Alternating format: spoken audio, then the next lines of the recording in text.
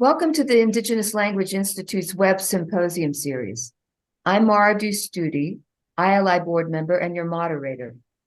Today's presentation, featuring Dr. Richard Littlebear, will last approximately 1 hour. After the presentation, we will take a 10-minute break before starting the Q&A session. During the break, keep this window open. Do not leave the webinar. You cannot be readmitted. To submit a question, use the Q&A button at the bottom of your screen, and all questions will be answered during the Q&A session after the break. And now, may I present Dr. Richard Littlebear. Thank you very much, Mara. I will read an introduction that was written by somebody else, so it gives me a pretty good introduction, and I thought it was a pretty comprehensive introduction for another session I did a few months ago. And it goes like this. Richard Littlebear was born in Littlebear, Montana, on the Northern Cheyenne Reservation. He served in the U.S. Army from 1965 to 1967 and was honorably discharged, going on to earn an MA in Education and Administration from Montana State University in Bozeman, Montana, and a doctorate from Boston University in Massachusetts. He was a president and interim dean of cultural affairs at Chief Knife College in Littlebear, Montana. He is the author of numerous articles and essays on language revitalization, including the highly influential "To Preserve Our Languages, We Must Change Our Teaching Methods," which is the most read and shared article in the Tribal College Journal's 30-plus year archive. Dr. Littlebear is also author of the foreword to Tribal College Press's recent Language Revitalization at Tribal Colleges and Universities. The Cheyenne language is Dr. Richard Littlebear's first language.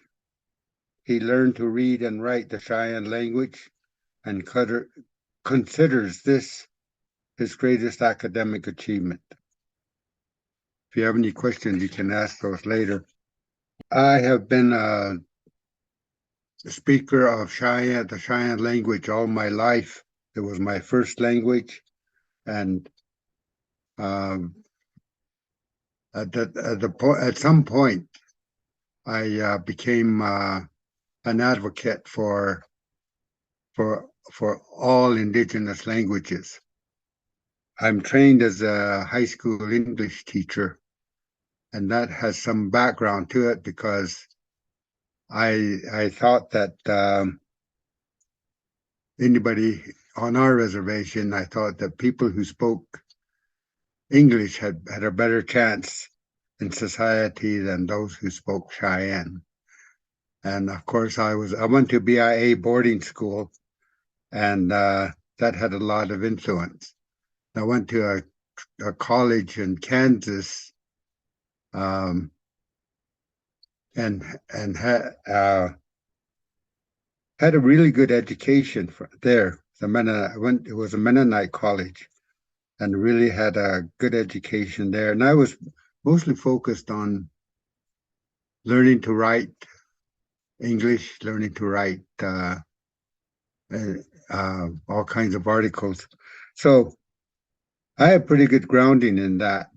And then after I graduated, I went to work back on my reservation and found out that and got to questioning a lot of things, because at that time the bilingual education was one of the leading things, and I hopped on that bandwagon and rode it for a few years. And I kept thinking, this is not what I want to be doing. I don't want to be teaching English or teaching Cheyenne. And I finally got my my idea solved. I've never taught high school English. And most of the time I've been teaching my own language. When I first learned that there was an active suppression of our language and culture, that really got me mad. And I switched over. I'm still an advocate of English. I'm more of an advocate of our native languages now, after careful thought. Anyhow, I lived on the reservation off and on, worked up in Alaska for 10 years, and really had a good time up there. And had it not been for my tribe asking me to come back to the reservation, I would probably still have been up in Alaska. I enjoyed it up there. So there are some things that I've learned about teaching at least Cheyenne, and I only know two languages, and that's English and Cheyenne. So most of my references are going to be directed towards what experiences I've had with the Cheyenne language, and I hope it generates some questions. I hope, and I hope you learn something from what I'm doing. Not knowing the exact character of my of the audience that I'm going to be speaking to, I decided that I would start from a very basic premise, saying that thinking that many of the teachers, the native language teachers, are just now starting to teach the languages. So if I'm starting at too basic a level, I apologize for that. But that's trying to give a rundown for all the new little nuances that I saw over the years that I've kind of compiled into an instructional presentation. There are some general considerations, like about native languages, the grant process that we usually have to go through the state and through the government to obtain funds to run the program. And if you don't have an initial constituent support, if you don't have the support of the elders, the parents, and the students, it's going to be a hard time instituting the program. So my advice is to publicize it well at the beginning. Tell people what you hope the native language that you're teaching will accomplish. Because it's not only an educational thing, it's also a psychological influence. There is also a psychological influence in that whole thing, because a lot of myths have been spread about learning two languages, being bilingual or trilingual or multilingual. And they are all wrong. They are myths. So as a consequence, some members of that constituency do not understand why a language program is being taught to their children. And the language in that program is your own language, because previously there were very active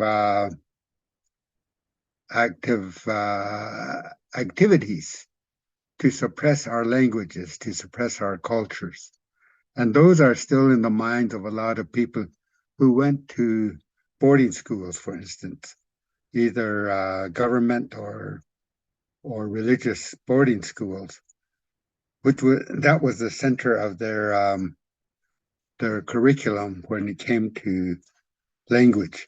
When the schools wanted everybody to learn English, which is a good thing, but the way they went about it was very punitive. And as a consequence, a lot of people say to this day that they didn't want to teach their children their native language because they didn't want them to be punished if they happened to speak the language in classroom or at school, because they inevitably got punished for that. So so the people who write the grant have to do a lot of publicizing about the grant, what its purpose is, what are the eventual results of that, and they have to know the inner workings of what our languages contribute to who we are. And some of these things are not taught at colleges, because most of the colleges are very English oriented.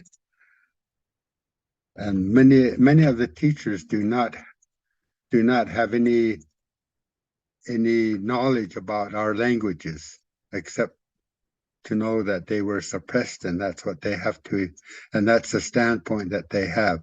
Back in 1953 is when the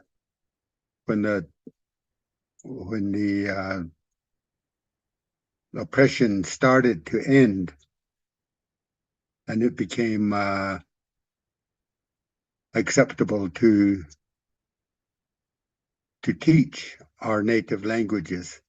And even then, there was still a lot of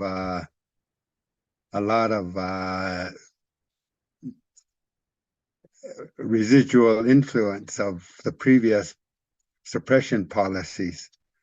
So it was still difficult. I didn't get the harsh treatment, at least that my age group didn't get the harsh treatment that our parents got prior to 1953. And that always kind of influenced some of the teachers, because some of the teachers were teaching during 1953, and they still, prior to 1953, and they still retained some of the practices that they had taught under in the previous time. Up until 1953, there were some restraints that were loosened. Some of them good, that like the language became more popular, more acceptable, I should say. But there were other things. Prior to that, Native Americans could not go into bars anywhere in the United States. And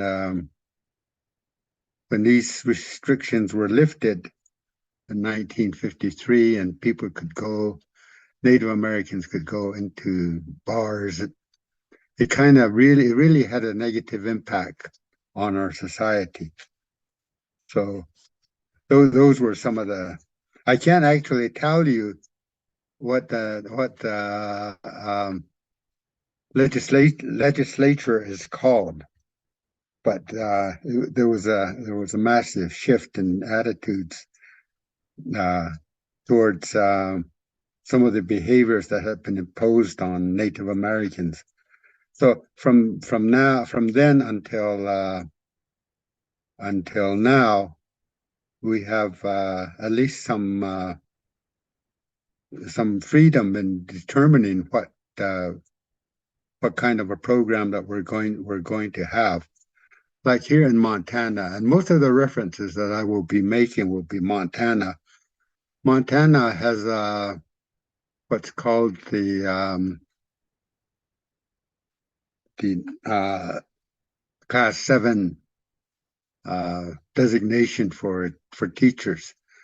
They are one designation of 8 different designations of teachers in the state of Montana.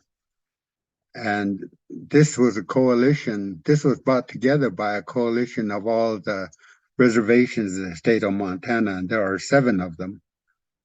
And for once, all the tribes worked together.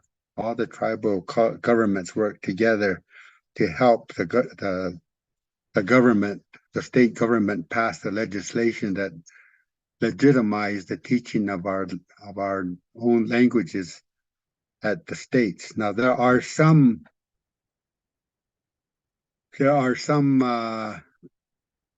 aspects of this Class 7 Act, and that's what I'll call it, Class 7. It's got a more legislative name to it. I'll just call it Class 7 because that's what most people know on the reservations in Montana. Class 7 has some failings, like it didn't provide for training for Class 7 teachers. It didn't provide standards for Class 7 teachers because the Montana State Legislature wanted to have each tribe determine its own standards and its own policies and procedures, and that was good, but still, many people did not know about teaching the languages, and there were still some discrepancies in that because the eligibility for being a Class 7 teacher was varied. Some places, for instance, had their tribal chairman just sign off on the application for a Class 7 to be a Class 7 teacher, and often even the tribal chairman did not speak the language and therefore did not have too much knowledge about how to teach the language. So it was that loose and on our reservation. I was the one who determined how this was going to be administered, how people were going to qualify as Class 7 teachers. Having gone through the methodology courses in college, I had an inkling about how it should work. So what I developed was one of the more stricter type of a testing process, a qualification process. For instance, we had people talk the language in their terms to a panel of examiners. We have 5 districts on our reservation, and each district was represented by at least one person, and that's so that we could get everybody's input. Now, the five groups or districts there were 10 of them, but 5 of them made it through all the turmoil, and they are called societies. And each society has a dialect in itself, and sometimes we pronounce the same thing differently, and those were often flashpoints for controversy because people really held on to their dialects in a way where they pronounced that word. So it kind of diverted a lot of our energy for instituting the programs, but it also gave us the insight that we have to consider all five of the dialects, because there's no one more equal than 5 dialects. among the 5 dialects because they're still used on the reservation. So those were some of the things that dialectical issue was one of the things that kind of hindered the instituting of our language program, and it still kind of lingers around. It isn't as urgent or important as it was 20 years ago when there were more elders and there were more language speakers. Back in 2016, we did a survey of our first language speakers of our people. And first language is a term I use for people whose first language was Cheyenne and not English. And at that time, in 2016, there were 566 speakers of the Cheyenne language, and that's out of a population of 12,000, half of whom live on the reservation, and the other half is scattered throughout the United States and in various parts of the world too. So there are about 6,000 people that do not live on the reservation, and there's a lot of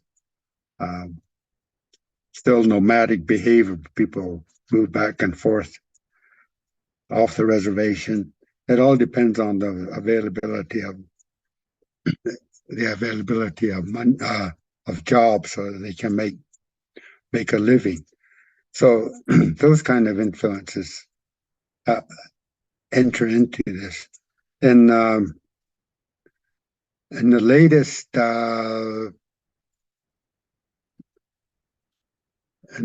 survey that we have done for our tribe, there are now only about 300 people who speak the Cheyenne language. And most of them are in the 60 and 70-year range. So COVID really did a number on us.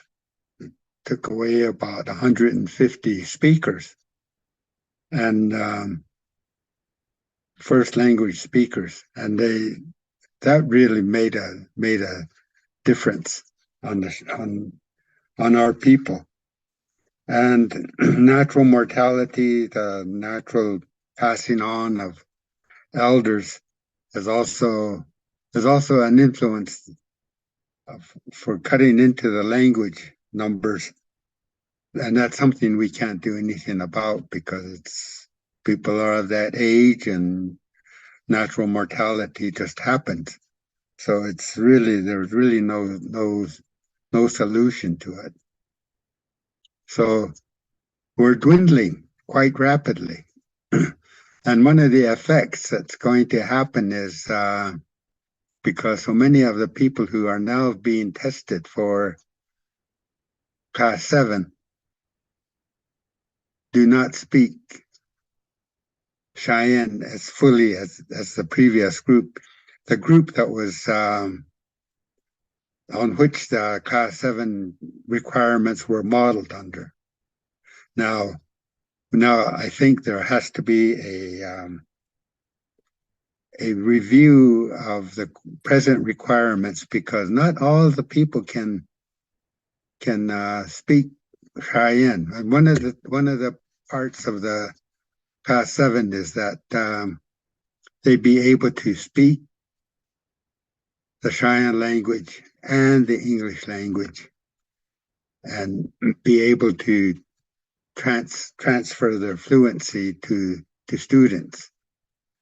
And that's another one of the flaws.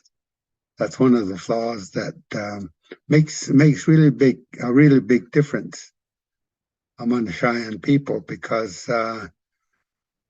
those people who are fluent often do not have the education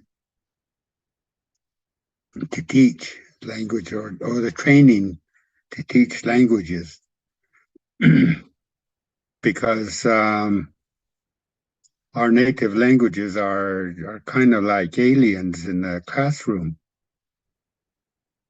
People never thought that they would be teaching their own native languages, and now we have that sort of situation.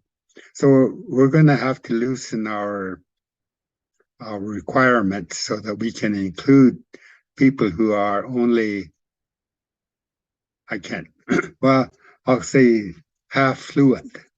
I'll go ahead and say that. I don't have any basis for being able to say that, but who speak the language um, and yet can't speak it fully. So those are some of the considerations to make it equal for everybody to apply. I think they're going to have to be loosened. The other part was to tell a story in or to tell anything, talk about anything for about half an hour in a language without using English, and that proved to be quite a trial for a lot of the applicants who had thought that they knew Cheyenne well enough to be able to teach it. Now that's going to have to be loosened so that it fits their current level of expertise in the Cheyenne language. So, and on top of all of that, there were there were some of the constituents who would not support the introduction of native languages into our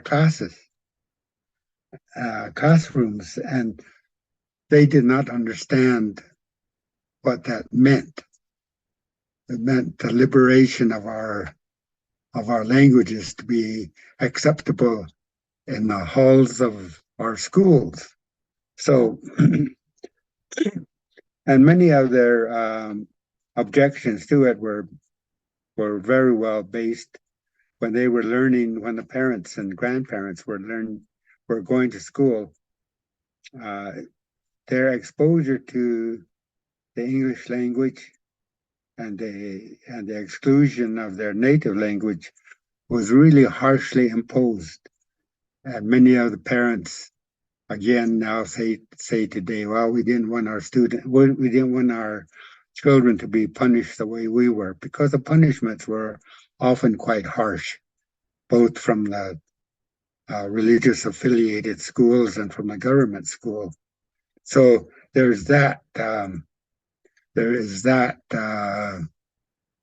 restriction from the parents about native language teaching.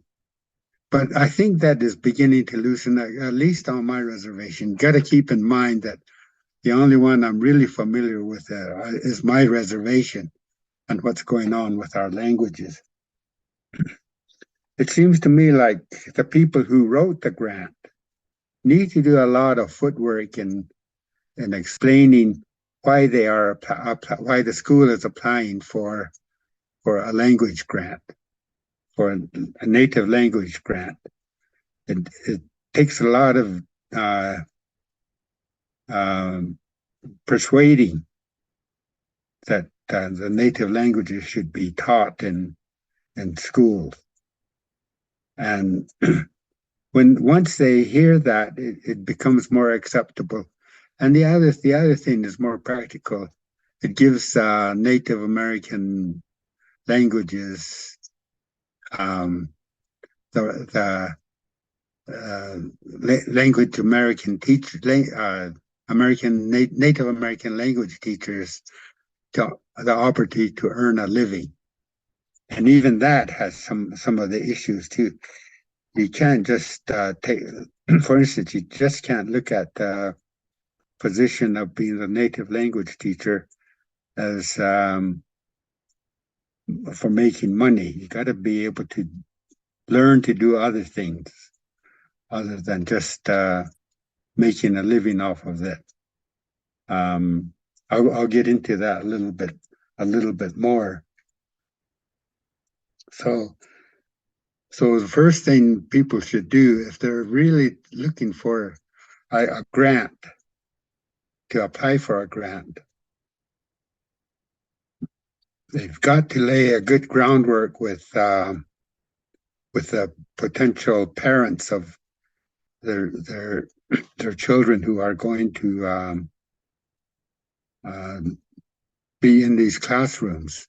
We've got to be able to accept that Cheyenne language or Native American languages has just as much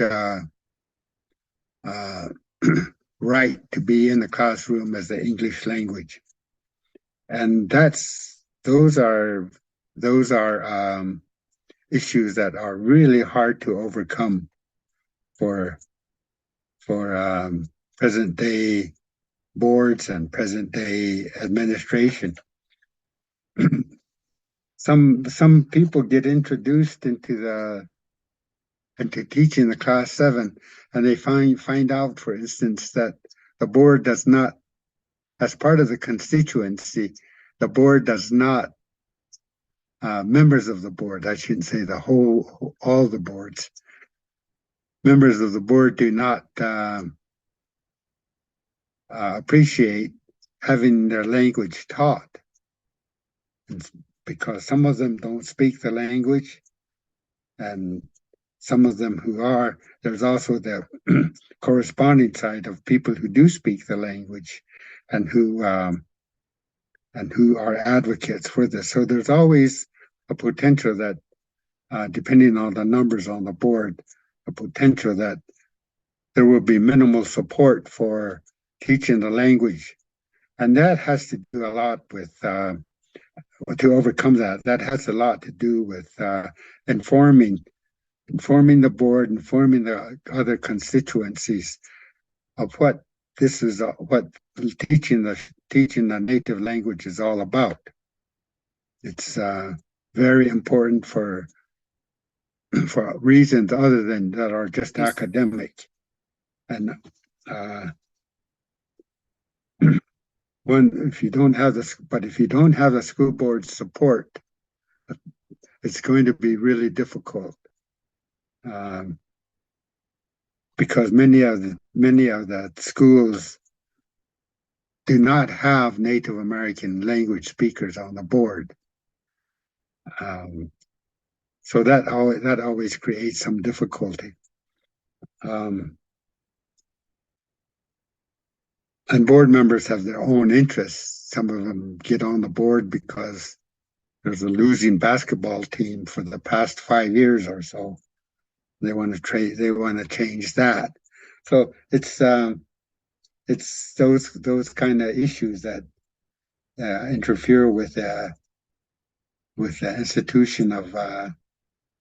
instituting of a native language program. So we have a lot, those of us who've taught in schools and in colleges have a lot of extraneous factors to consider, because some of us don't have that kind of training. We think somebody will be able to publicize this, and there should be some kind of mechanism in the school that does that. In some schools there are cultural programs, and they're a good conduit for instituting the native language into the program. And if he can get teachers who are really good speakers of the language and are flexible enough to adopt them, to adopt the practices of the mainstream people, that makes it a lot easier for the teachers. But that doesn't happen too often. Like if a teacher has been hired and they suddenly quit and they are a native language speaker, a fluent speaker, it's really hard to replace them. One of the reasons why it's hard to replace them is that being fluent isn't, it's kind of a primary qualification, but being fluent doesn't automatically make you a teacher of that language. Being fluent doesn't give you an instant curriculum. You have to learn those. It doesn't give you how to develop lesson plans, for instance, that eventually turn into a curriculum. And those are the things that the Class 7 in the state of Montana has lacked preparation for. So we are still trying to put that program in.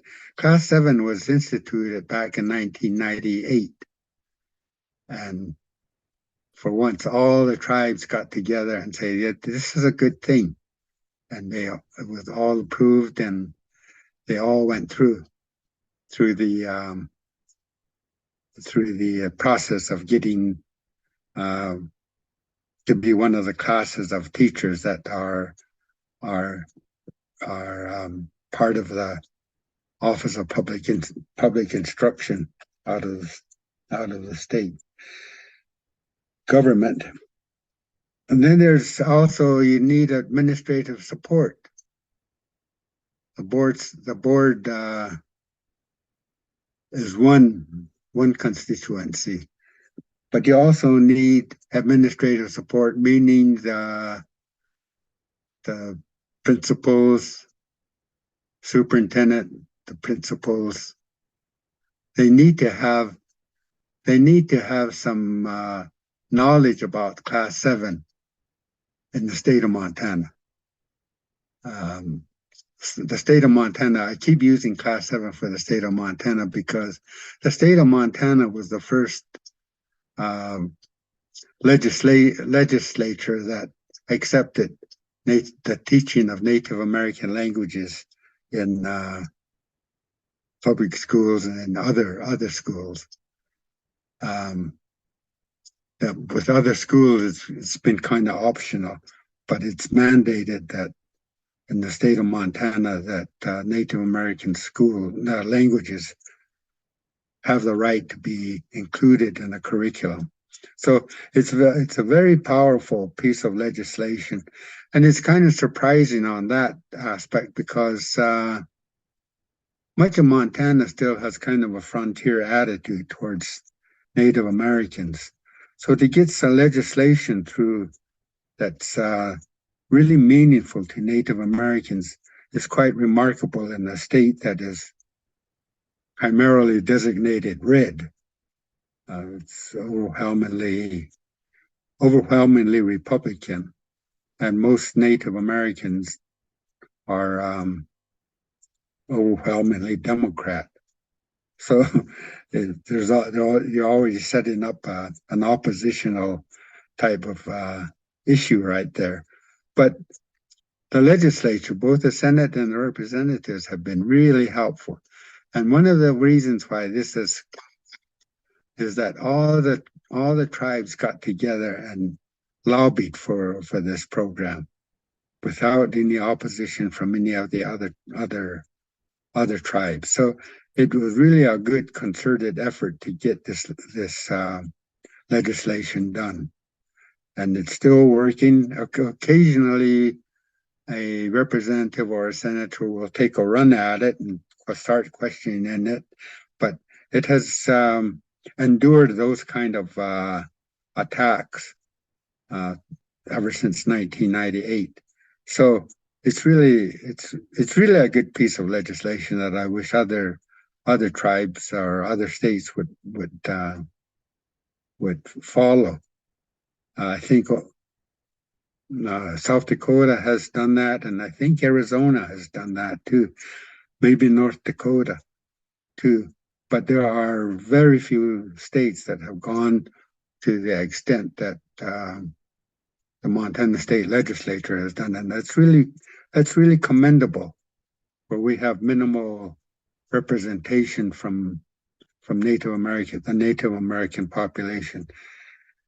The other thing is the other thing that has happened is it's called the Montana Language Preservation Act, and they were just giving, the legislature was giving money out to each of the language groups, each of the 7 tribes, tribal reservations, because often there is more than one tribe. The Cheyenne and the Crow are in separate tribes, but Fort Peck has multiple tribes. So does the Salish Kootenai, and Blackfeet, I think, is singular. So there are various differences in the tribes. Those are some of the issues that we continue to confront, and without administrative support, the native language teachers don't get the needed training that they have. Many of the regular teachers, they go through 4 to 6 years of training to get teacher credentials for the specific content area that they're going to be teaching. So when you just put in on the other hand, when you just put in a teacher, a native language teacher who only knows how to teach speak the language, and has no grounding in how to teach the language, you're preparing that program for failure right from the outset. So that was one of the failures of the Class 7 Act, and to provide no training. My advice is that wherever there are PIR days, and PIR days are pupil improvement. I can't remember what the PI. I've used the acronym so long, or the abbreviation so long, that I can't remember what PIR means. But it has to do with the improvement of the review and improvement of current language practices within your school and school district. And those are days given off by the schools so that they can attend training, and they can attend so that instructors can attend training, so that they can have sessions with the parents of their students they're teaching, and they can go to workshops to help improve their training. So, and those are really good provisions. If you have a regular if you are one of the regular other 7 programs, 7 teacher designations that are in the state of Montana, there are 8 teacher categories, and we're called Class 7 because we were also the 7th one that was approved. A provisional one was approved, and it became Class 8. So we are called Class 7, which is kind of fortunate because it's easier to remember that way. But Class 7 has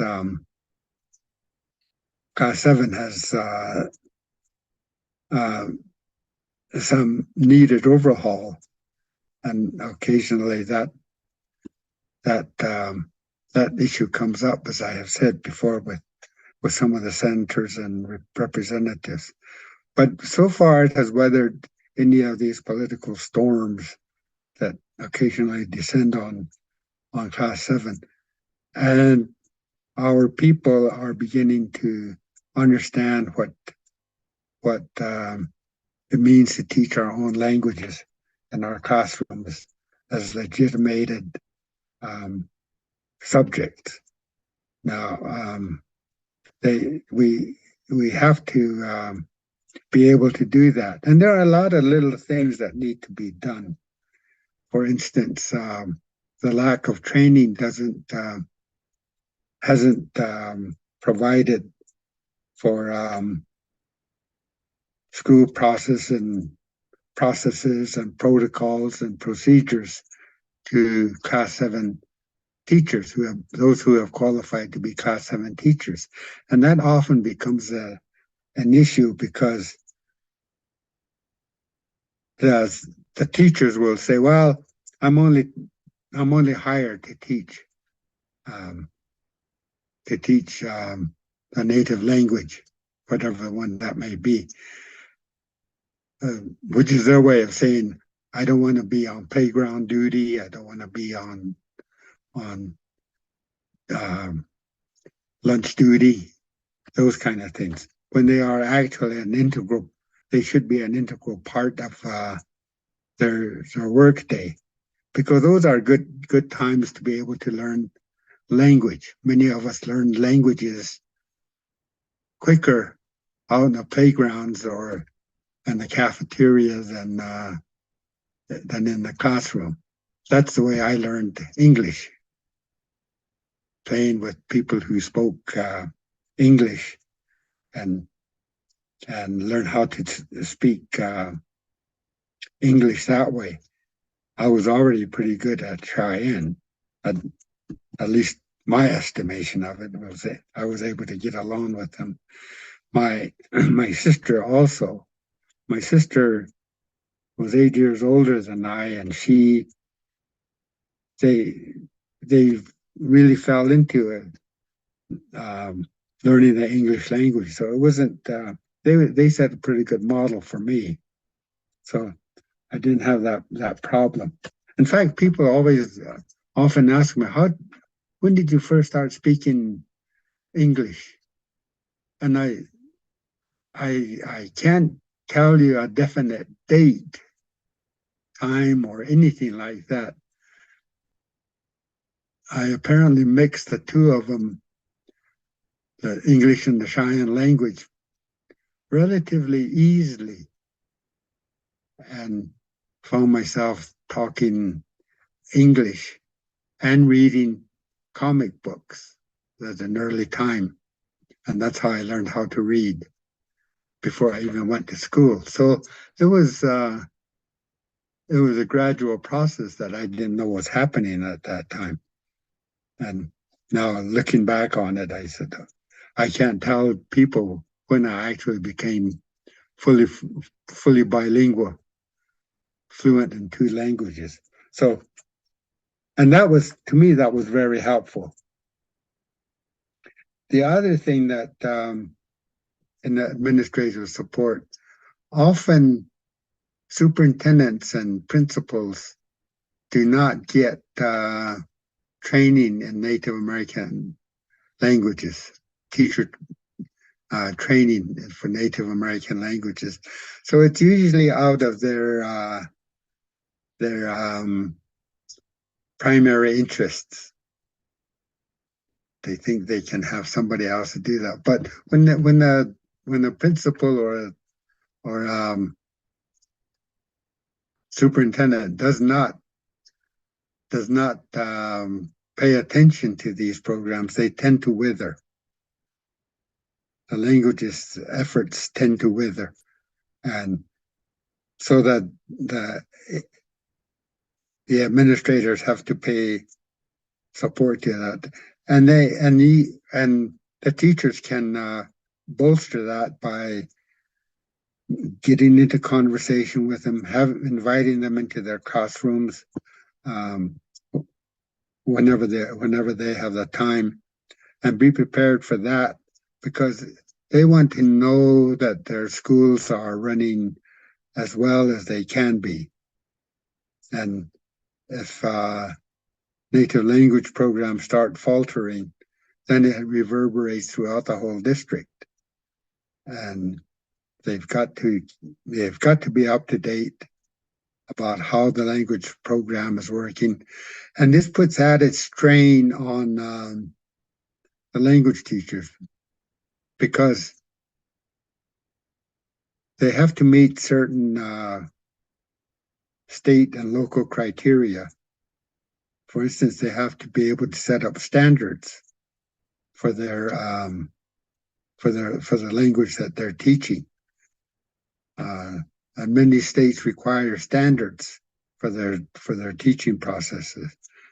The other thing they need to do is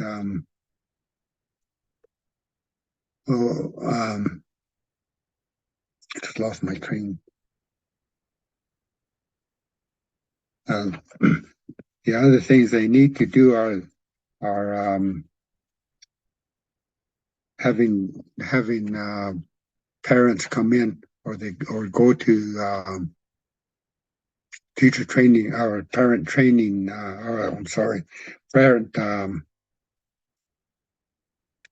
parent conference days so that they can tell them what's going on in the classroom and how their individual students are doing. Those are some of the practices that native language teachers don't have access to because many of them think, I'm not trying to put this on everybody, but many of them think that the only thing they have to do is teaching the native language. There's a lot more to go to do that. And if native language teachers are always objecting, it puts the program in peril because they don't.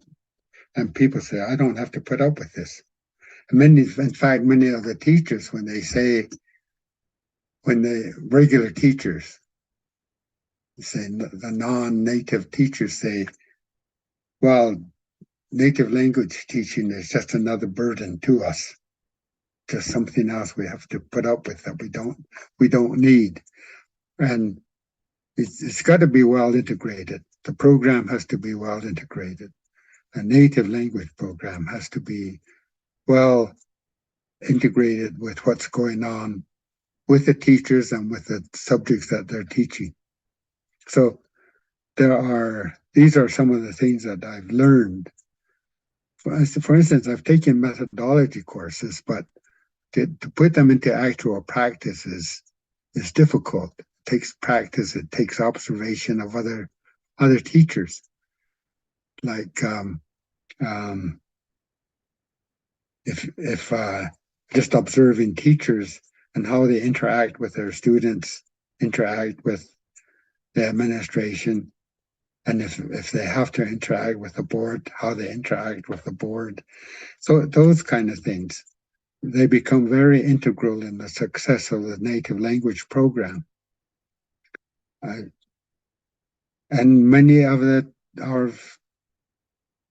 our teachers, whose main qualification is fluency in the language, have not had that kind of training. The PIR days are really important, but they have most of what is touched upon in those PIR days are geared towards those teachers who have taken 4 to 6 years of instruction and reinforcement in the teaching processes. And my point is that you got to lobby the administration of the school board for presenters to come in and who are at the level of language teachers, people who have gone through language programs, who have maybe even gone through a teacher training program, because many of those skills are transferable to or comparable to how Native American languages should be taught.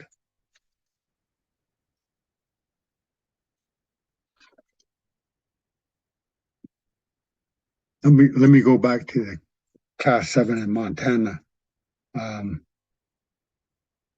It now is fully vetted through the legislative process, meaning that it's really difficult to now do away with it. It's like doing away with the other 7 classifications of teachers. But there are also responsibilities of Native Americans and of the tribes. They've got to do a more uniform, high level of qualification process, having a tribal chairman who may or may not speak the language, or who may or may not have been a teacher, to sign off on them is not doing the language any good.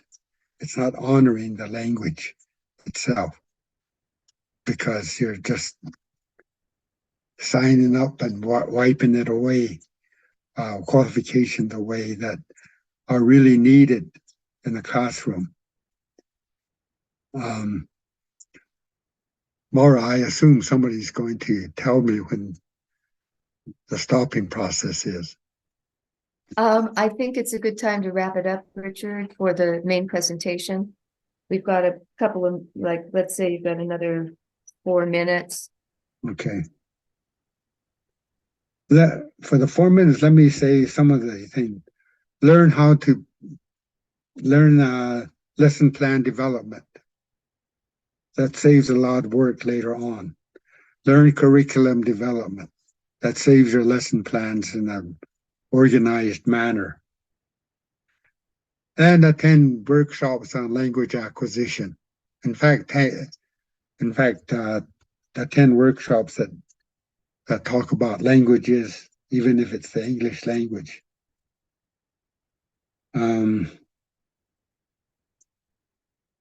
PIR days. You should get maybe get ILI to come in and give you some help in teaching the language. ILI has a lot of Indigenous Language Institute has a lot of expertise in this area. They've been in operation for, I can't remember how many years now, probably 30, 40. But they have a lot of expertise, and they keep up to date. So it's those kind of organizations that help. And I don't know if there's any in the Northwest or the Midwest that do these kind of workshops. So those are some of the places you can go to for help if you're encountering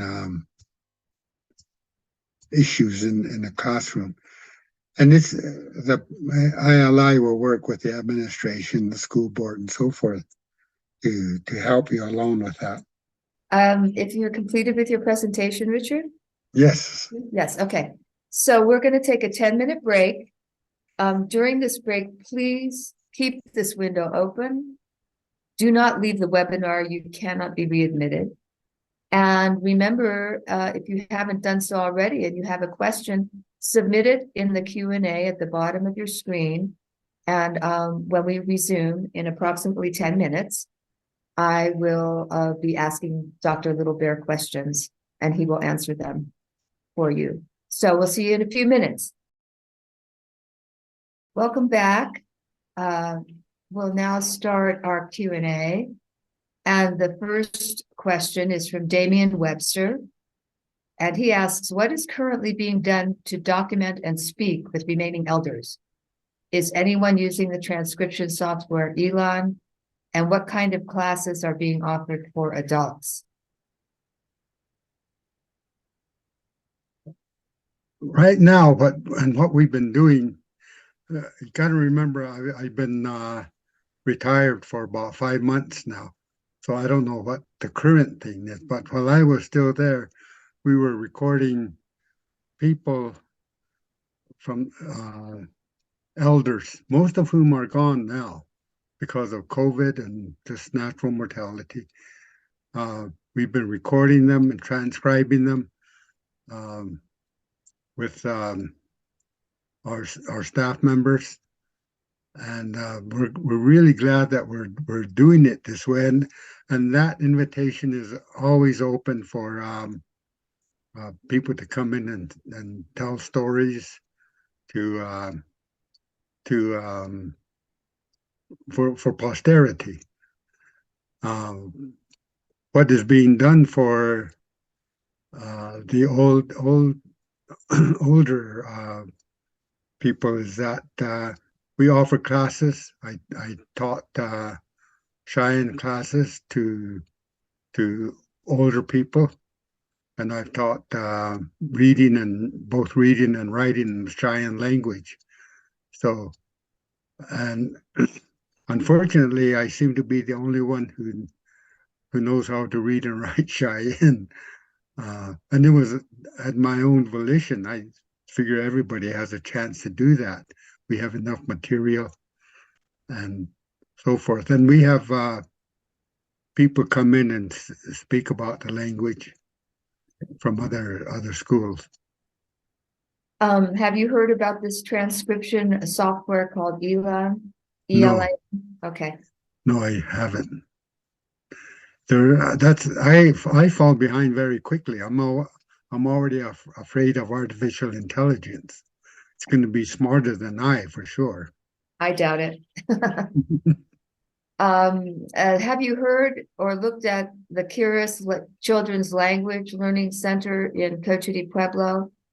They dictate to their funders and they dictate to the state what is in their best interest.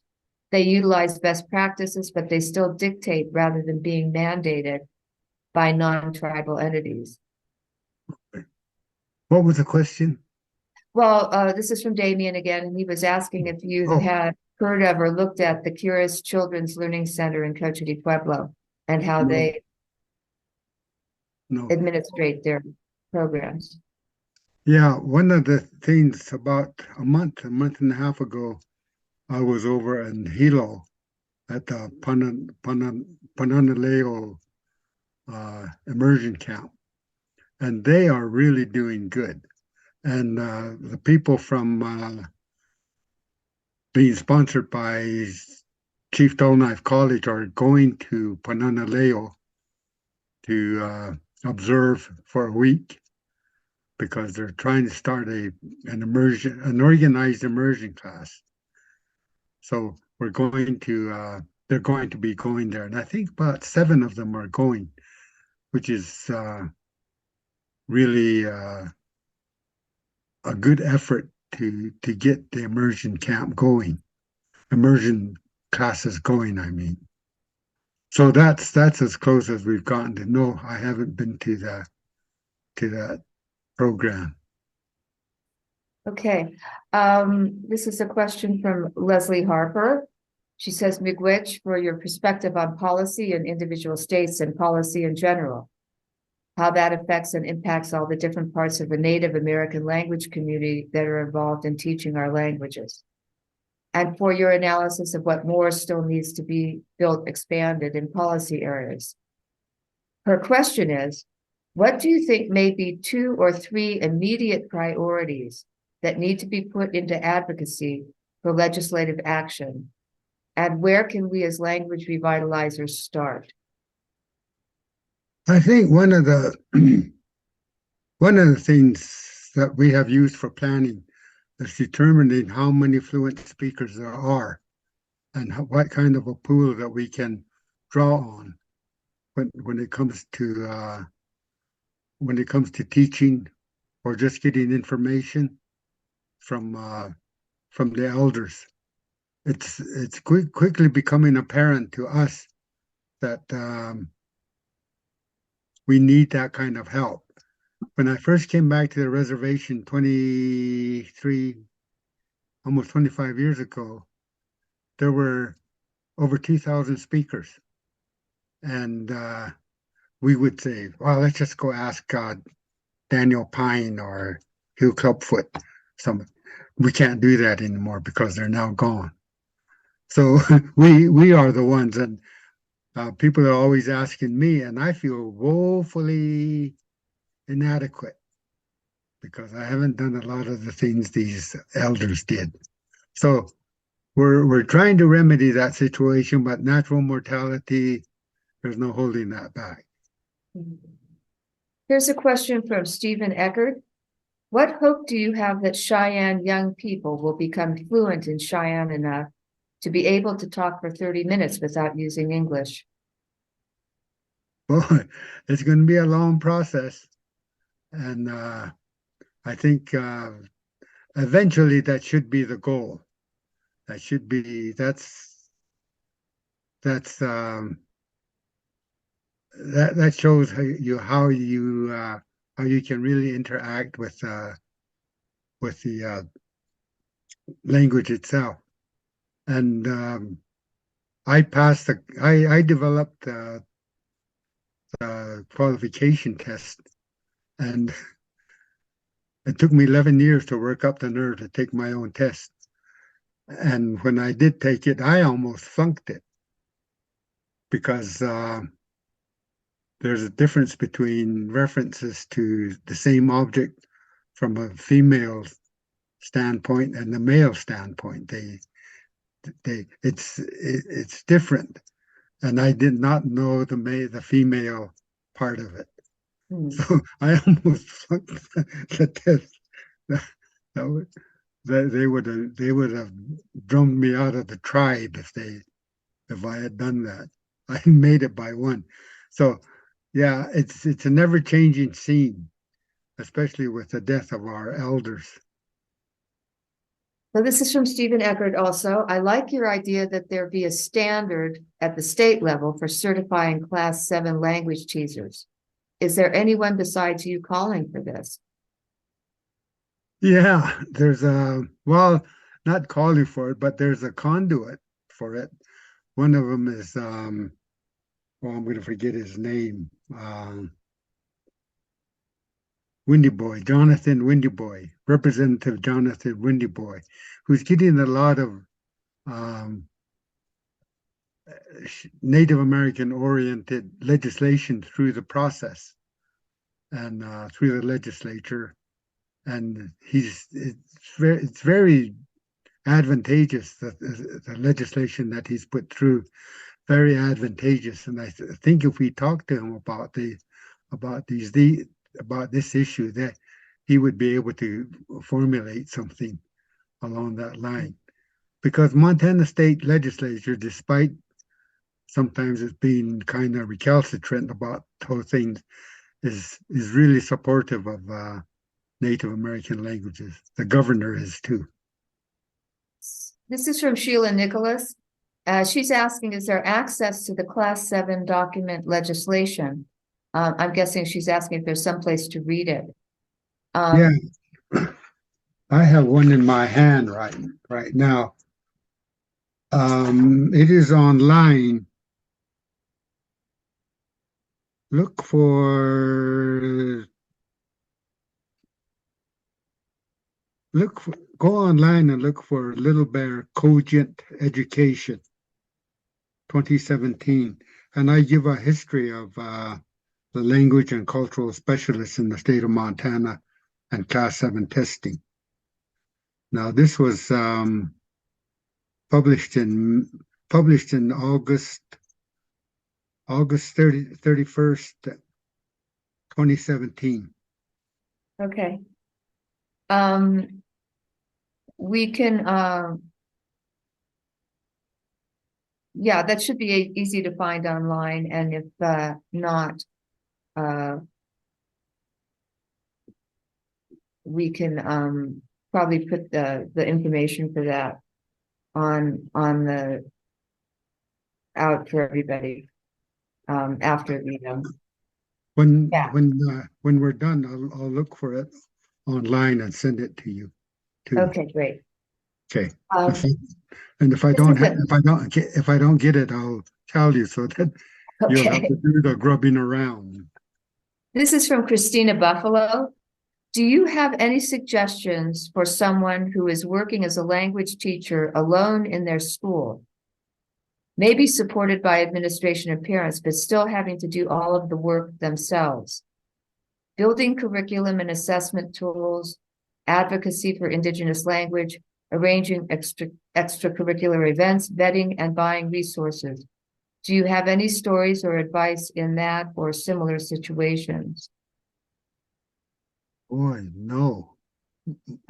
As I carefully said, I'm going to be using uh, uh, the the program here on the Cheyenne Reservation because I don't know that much about the other program. I don't even know anything about the Crow program, which is right next door to us. So I've been really it's been an effort just to get the program. It's the Class 7 program instituted on the Cheyenne Reservation. So I'm sorry I can't help you, but uh, if you email me, we can look at um, places. Again, I want to tout ILI, and they may be able to help you with that too. Yeah, I would suggest ILI does, workshops for curriculum development and teacher training and those kinds of things. So also I would contact ILI to see when the next event for that is going to be available. And also will be probably a lot of information at our ILI symposium in October. So check that out. Question from Christina Otero. I have two questions, if I may. Has all this involvement with language instruction in the schools helped develop language programs at the community level? And what are your thoughts and experience with teaching language using language immersion method as the approach?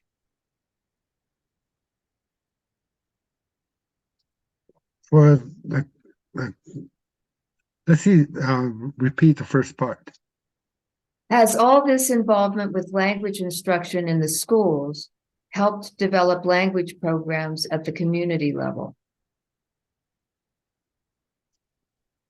Yeah, we've tried after school programs where we keep students afterwards and have people come in to be part of the experience of learning the language because the kids are picking it up and the teacher, the parents, who most of whom do not speak the language, are falling behind with them, and so that has that has minimal success. We even paid parents to come in for that time. We paid them a stipend, and at first it was really enthusiastically received, and it slowly waned away. We didn't change anything. Something about the attendance. It just ebbed away. So I don't know if that's still going on. And I think that many parents whose whose own parents speak the language are kind of intimidated by the language itself. So it's difficult to sustain that interest. What was the second part of that? What are your thoughts and experience with teaching language using language immersion method as the approach? We've been using that method for ever since I came back to the reservation since 1997. And primarily the use was in 2-week camps that we have during the summertime. And in the meantime, the teachers are attempting to do that in the local school districts. There are 5 school districts in the area that we work with. I don't think they've been as successful as they should be because of administrative turnover and teacher turnover. So those kind of when a key person leaves, that really has a big impact on on a place that already has limited fluent speakers now. Hmm. There's a nice comment here from Maddie in Nome, Alaska. I'm not going to read the whole thing, but we will forward it to Richard. But she thanks you for your many of the points you've hit, and she says that she's currently experiencing as a kindergarten teacher many of the points you've hit, and she appreciates everything you said.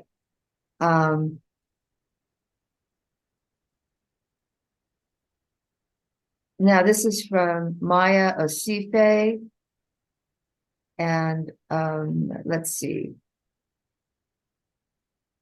Dr. Littlebear, my nation is very small and we don't have our own school. In my first 3 years as our language director, I focused on digitizing our language materials for conversation and building a language teaching website for our community. Our language program began writing lesson plans into video lessons and worked over the COVID period to produce lesson videos for this community website. To access the site, one has to create an account that includes enrollment information. Despite offering lesson videos and Zoom classes over the past 3 years, we observed low Zoom class attendance, but very consistent use of our tribal language website by year 2 of the launch of this new approach. What recommendations might you have for the best next steps in fostering learners in the long run? Boy, just keep doing what you're doing, because remember, this is the first time our languages are dying, and we never had a strategy for that up until the time I came back, when there was still a relatively healthy population here on the Cheyenne Reservation. It was no concern until we started keeping track of the mortality of people, and it was falling very, very fast. In fact, if it keeps going the same way that it does now, as it is going now, we predict that the oral language will be gone by 2036. And that's based on the mortality rate each month since 2016.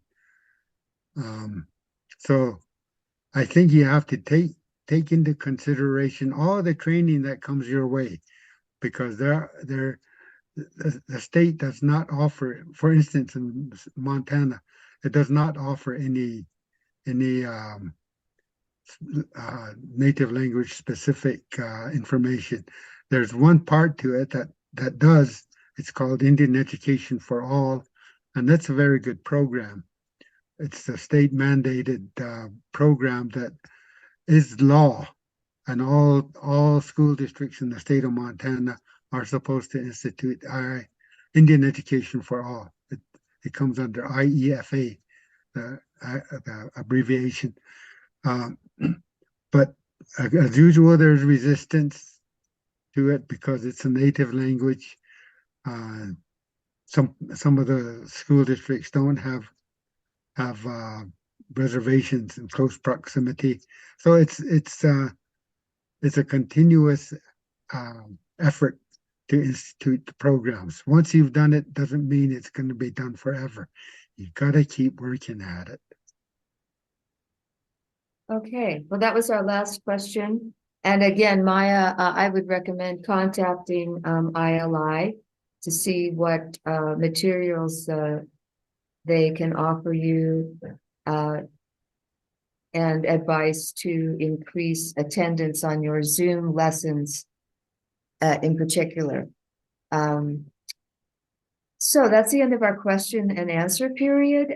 Thank you, Dr. Littlebear, for a very illuminating presentation and all your wisdom. And I thank everybody who attended. And keep your eyes out for the next Indigenous Language Institute webinar. There will be more coming. And we very much appreciate your attendance and support all the work that all of you do. Thank you very much. Yeah, thank you.